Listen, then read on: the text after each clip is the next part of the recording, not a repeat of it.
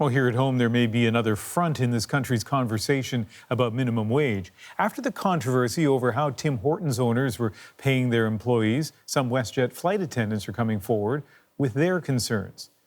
They say they work a lot more hours than they actually get paid for, and one union says the company could be breaking labor rules.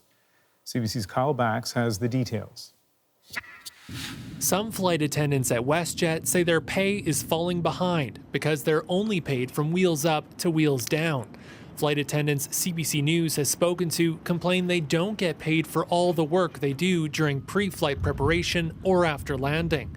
We've agreed to protect this flight attendant's identity because she fears losing her job for speaking out. Everybody was up in arms over the Tim Hortons workers who deserve better and don't cut their benefits, something like that. I'm like, what about the person who's responsible for your safety on an aircraft? Here's what she says is unfair. Take a 1-hour flight from Calgary to Vancouver.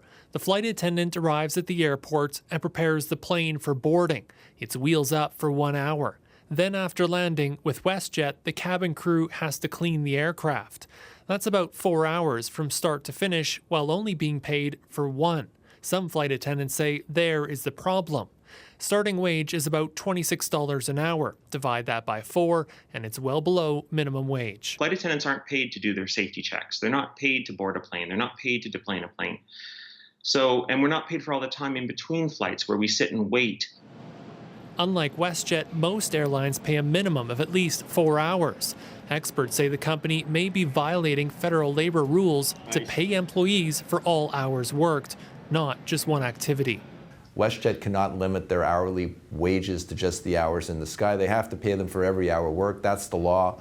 WestJet declined our interview requests, but in a statement it says compensation for its cabin crew is generous and compares favorably to carriers of a similar size. The airline does provide full-time staff with benefits, an optional share purchase program, and profit sharing when the airline is making money. Labor experts say it's high time the aviation industry changes the way staff are paid. Oh, I think it's clear there needs to be a change. So the reason the employer's been able to get away with it, I think, is because it hasn't been challenged before. WestJet's labor situation is up in the air. Pilots have unionized and are negotiating their first contract, and efforts to organize the flight attendants are underway. Kyle Bax, CBC News, Calgary.